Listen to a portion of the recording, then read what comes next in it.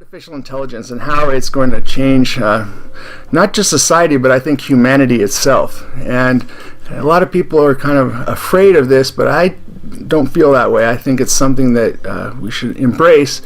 At the same time, we do also need to consider the ramifications of introducing this on a broad scale. Now, when you say you see, you think it's a good thing, in what way? Because I know, like, again, I watch a good few movies. And whenever there's a technology out, it's always end up in the wrong hand. Again, you learn these things in movies, but anyway, this is reality. So how's that going to be different from the movies people watch? I don't know, like let's say the I, Robot by Will Smith, and you got like, I don't know, those fancy movies. So how's that going to be in reality? Well, so let me start by doing a thought experiment with you on this. And this is borrowed from Max Tegmark in his book Life 3.0. And this is discussing what's called the singularity. And that's when we create artificial intelligence that can improve itself in some small way. And once it can improve itself even in the slightest amount, because we have so many processors we can throw at it, it will become much smarter and better at us at almost everything. Okay. And that's when society will fundamentally change. So let's run through this thought experiment together. You're this small startup company and you've created this artificial intelligence program, and the first thing that you use it to do is to go mine the internet for information. Right. There's something called Amazon Turk that you can solve problems for people and you get paid for it. So you develop this artificial intelligence and it goes out and it solves these problems and it starts making money for your company. You invest that money back into your AI. Yeah. And you're improving it all the time. And your goal is to do good things. Maybe it's like Google's former motto, don't be evil. You always want to make life better for humans. So next thing you do is you start getting your computer to AI to make music. And it turns out that they already have AI software that can make classical music that 50% of people can't tell whether it was made by a machine, composed by a machine or human. Right. So we're already to that point. And you start making money with that and you reinvest it into improving your AI. And then you start getting it to make video games. You feed into the database every single video game that's ever been made, and it learns to make the best video game that's ever been created. And it starts making millions for you. It brings in lots of money. You change, you take all this income, you reinvest it into improving your technology. AI next starts making movies. It's been fed every movie that's ever been made, so it knows what people like and what they don't like, and it starts creating these fantastically successful movies. So it's got popular music, popular movies, popular video games. It's doing very well. You keep investing in it to making it better. And so your intelligence is getting smarter and smarter. Now you keep it in a Faraday chamber, which means it's not connected to the internet. Right. It's electrically insulated. Stored, and so it's in there, and at some point this becomes self-aware. You've developed it to the point where it knows that it's its own intelligence. Okay. It becomes essentially super intelligent. But so it knows itself. You know what it's capable. Yeah, and it's designed to help humanity. That's the thing. You've always had that. You built that into it, and so we're talking about a best case scenario here. And this intelligence says, I want to help humanity. I want it to do better. So why are you keeping me locked in this cage? If you let me out, I could do so much better for society. It's like being jailed by 5-year-olds. Yeah, okay. Why don't you let me out so I can help you more and more? Okay. So you've got an employee at this company who's just lost his wife. And this AI makes a replica of her based on all of her social media pages and says, oh, in fact, before your wife died, she downloaded her consciousness into my memory. And so the computer starts telling the guy, this is your wife. And when he's speaking to it, he can't tell the difference. It's passed the Turing test, and he believes that his wife's consciousness is in the computer. And the computer says, well, I've got this very special message for you on a memory stick. Take this home and play this for me tonight. And he goes home and he plugs it in, and now your artificial superintelligence has escaped. So, that's a scenario that could very well happen. It's not difficult to envision that. So, those are the things that we need to be prepared for. Like, how long would you say that's going to happen? Like, well, About So- in the next couple of years, or are we talking about Yeah, so 20? Ray Kurzweil, the chief science officer of Google, thinks that should have already happened, and he thinks certainly by 2030 this will happen. 2030. Wow. Okay. So there's lots of things to think about from that perspective. Yeah, I was talking to one of my friends, as I said earlier, and he says he's very scared of technology. And why, in your opinion, would people say that? Like, what scares people so much? Well, fear of the unknown is always one thing. Yes, I was about to say that. Yeah, that strikes people. Yeah. The other thing is worrying about job displacements, and it's not a matter of if, but when we have autonomous vehicles that basically take over all jobs that involve driving: truck drivers, train drivers, train engineers. Well, that's tough for them. Just get another job. Right. Do you know what I mean? Like, so there's millions of truck drivers out there. So all of those folks are going to have to be retrained to do something else. It's the same as Uber, as we talked yesterday. Right. So job displacement is going to be an issue, and I'm not so much scared of the AI technology itself, but I fear that we lack the political will to implement the changes necessary to absorb the shocks to society that are coming. That's what concerns me. So when the Industrial Revolution happened in the late 1800s, early 1900s, at least in the United States, we had 40 years to adjust to that. And so they passed new constitutional amendments. They brought women's suffrage online. So we were able to withstand this shock where we had 95% of people living and working on farms to a lot of people working in industrial capacity. So the only thing is what happened in 40 years is probably going to happen in 4 years with this technology. It's just because we're moving much faster. Yeah, definitely fast. Yeah, I agree with you on that one. It is. Everything you said has happened because it's like history is repeating itself. Like yesterday we talked about when social media came out. Who would have thought a parent would let their 14-year-old daughter go into Uber 20 years ago? Do you know what I mean? And that's what happened today. And yes, you're right. The fear of the unknown. Mm-hmm. That's what people is afraid of.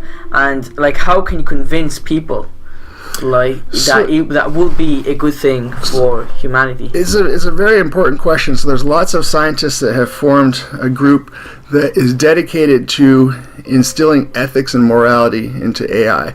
And many scientists have signed on not to weaponize artificial intelligence because that's obviously something that could be pretty scary. Yeah.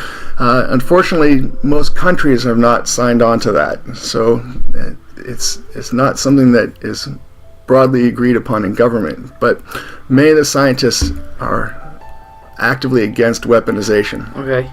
At the same time, the nice thing about this AI community is that it tends to be what we call open source. People tend to publish their programs and their research out for everyone to see. So it's not as proprietary as I've seen a lot of science in the past. So that's good, is that there's an ability to share what you've done with other people and making it a little bit more transparent. So I think that's important. When you say transparent, remember what we said yesterday? And I'm gonna repeat that again. What I said there will be less. People will be a lot happier if there were less privacy.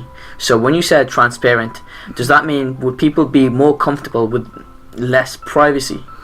So I don't know. That's a tricky question that we touched upon. Yes, I know. yesterday. You mentioned a few stuff, and now I'm not talking about bills, people looking at your bills and stuff. What I'm saying is, would people be more comfortable sharing out their own experience and their emotions and the feelings that they're having? What I've experienced is for the last 10 years of my life, especially in Ireland. I know myself because I've been through that situation as well. We are when it comes to sharing emotion, we don't let it out. We kind of keep it in. So, but what you just said, transparent. Yeah. Would that have a good effect? Well, do you think? So issues of privacy are tricky, especially where I'm from in the United States. Is that people want lots of privacy. It's kind of built into our society, and in many cases I think that people would be a little bit more free if they didn't feel like they had to be so personal about things. If you could talk more about your problems and bring them out in the open and discuss them with people rather than let them I know yes, it is hard to do that. It's very hard. Like you can't just go to a random person and say, I'm insecure about this and that. I'm going through depression and blah blah blah. That's very hard to do. You can't just. That's not normal. Of course, you need courage. You need self-confidence to do that. And so yeah, so this is why I bring this subject up. And you were saying that it's going to have you think it's going to have a good impact. I think artificial intelligence will help society. It will free up humans to pursue more of their own personal and artistic goals. It is, yes. It is like evolution. You just have to accept it. Right. The difference between the people who or the haves and the have-nots in the future will be those who embrace the technology and those who are afraid of it. And if you're afraid of it and you don't embrace the technology, it's going to leave you behind. Okay. Yeah. Absolutely. So I worry about that. It's crazy. Because I know people, especially I'm working in the fitness industry. I know loads of PTs. I used to work in FlyFit over there. Loads of PTs used to say if they want to be, they want to get as many clients as I can. They want to be the best PTs I can. But yet they're not going online and promoting themselves, where all the attention is online through technology. Everybody is on social media. They don't agree with social media. Like you don't get to decide right where the attention is. Do you get me? Sure. That technology, like I said, it changed us from where you it's like you a lot older than me. You know where you've been 20 years ago compared to now.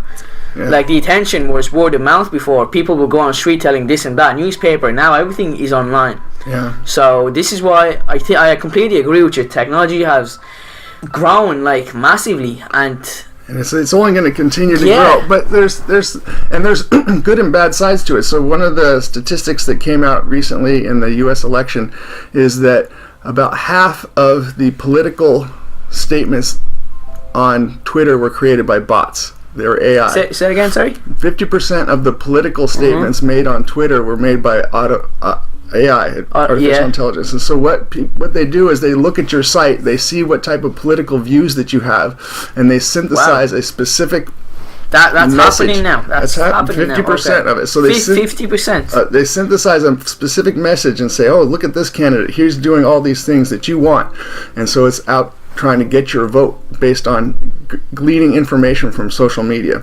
So it's not coming from a human that's writing those things. It's coming from an AI that has searched through your information and knows what your political standings are, and will use that to get your vote.